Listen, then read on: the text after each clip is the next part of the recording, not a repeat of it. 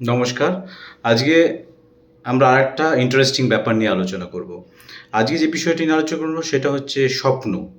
স্বপ্ন মোটামুটি আমরা কম বেশি সবাই দেখি এবং মজার বিষয় হচ্ছে আমরা এটা হয়তো জানি না যে সারা বিশ্ব জুড়ে, পৃথিবী জুড়ে যত মানুষ স্বপ্ন দেখে, সব স্বপ্নের কিন্তু একটা ক্যাটেগরি বা প্যাটার্ন আছে।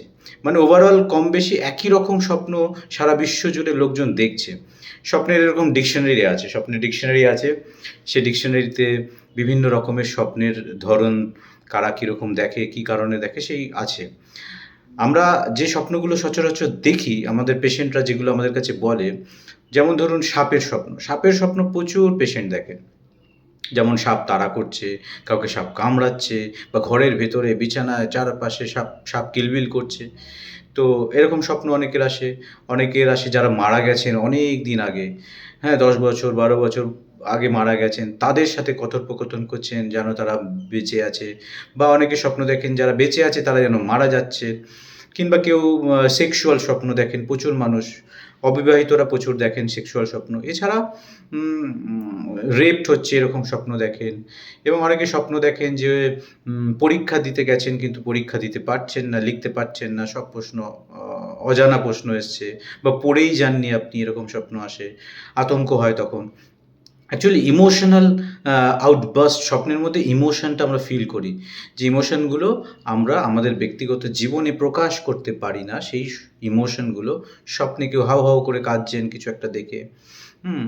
কেউ কেঁপে উঠছেন, পড়ে যাওয়ার স্বপ্ন দেখছেন উপর থেকে, হ্যাঁ? এই ধরনের বিভিন্ন স্বপ্ন আমরা সচরাচর দেখি।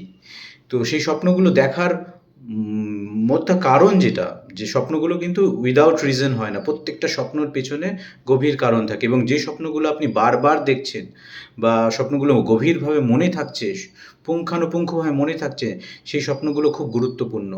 সেই স্বপ্নগুলো আপনার শরীর এবং মন কিন্তু তৈরি করছে বিভিন্ন কারণে।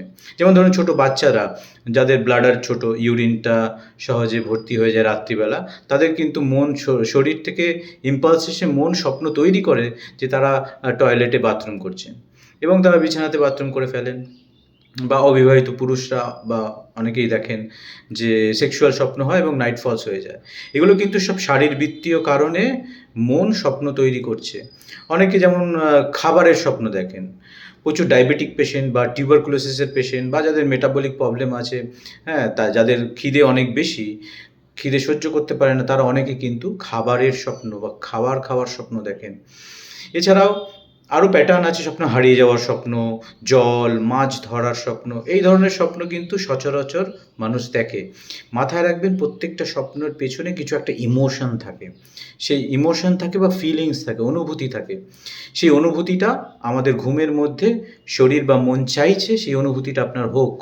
সেই জন্য সেই স্বপ্নগুলো তৈরি করে, এবং এই অনুভূতিগুলো বা এই স্বপ্নগুলো খুব গুরুত্বপূর্ণ। একজন হোমিওপ্যাথি ডাক্তারের কাছে খুব গুরুত্বপূর্ণ ওষুধ সিলেকশনের ক্ষেত্রে। শুধুমাত্র স্বপ্নের উপরে ভিত্তি করে ওষুধ সিলেকশন অনেক সময় হয়, সবসময় নয়। কখনো কখনো আমি একটা ওষুধ সিলেকশন করেছি, সেই ওষুধটাকে আরও বেশি স্ট্রংভাবে ইন্ডিকেট করে দেয় ওই স্বপ্নটা, যে বললেন যে ওই স্বপ্নটা আমি দেখি। তারপরে আমি বুঝে গেলাম যে আমি ওষুধ সিলেকশনটা ঠিক করেছি। ফলে স্বপ্নটা কিন্তু ছেলে খেলার বিষয় নয়, খুবই গুরুত্বপূর্ণ বিষয় এবং বিবেচনার বিষয়। হয়তো আপনার মনের মধ্যে, সাবকনশিয়াস মাইন্ডের মধ্যে এমন কিছু ঘুরঘুর করছে বা এমন কিছু ঘুরপাক খাচ্ছে বা জমাট হয়ে বসে আছে, যেটা বাইরে প্রকাশিত হতে চায়, যে জানান দিতে চায় আমাকে মুক্তি দিন, আমাকে শান্তি দিন। এমন কোনো অনুভূতি, খারাপ অনুভূতি হতে পারে, দুঃখের অনুভূতি হতে পারে, বা কোনো অপূর্ণ আকাঙ্ক্ষা বা ইচ্ছের অনুভূতি হতে পারে, যেগুলো সাবকনশিয়াস মাইন্ডে রয়ে গেছে বা ভয় রয়ে গেছে। সেখান থেকে কিন্তু স্বপ্ন শরীর তৈরি করে, এবং ওইগুলোর কারণেই কিন্তু শরীর আপনার অসুস্থ হচ্ছে। তখন এই স্বপ্ন এবং শারীরিক সমস্যাগুলোর মধ্যে একটা সামঞ্জস্যপূর্ণ বহিঃপ্রকাশ দেখা যায়, এবং এই দুটো মিলিয়ে তখন আমরা কিন্তু খুব ভালো ওষুধ সিলেকশন করতে পারি হোমিওপ্যাথি ডাক্তার হিসেবে। তাই আপনার স্বপ্ন যাই হোক, সেই স্বপ্নটা যদি মনে হয় আপনার ডাক্তারের সাথে শেয়ার করা, সবসময় শেয়ার করবেন, এবং তাতে আপনারই উপকার হবে। নমস্কার।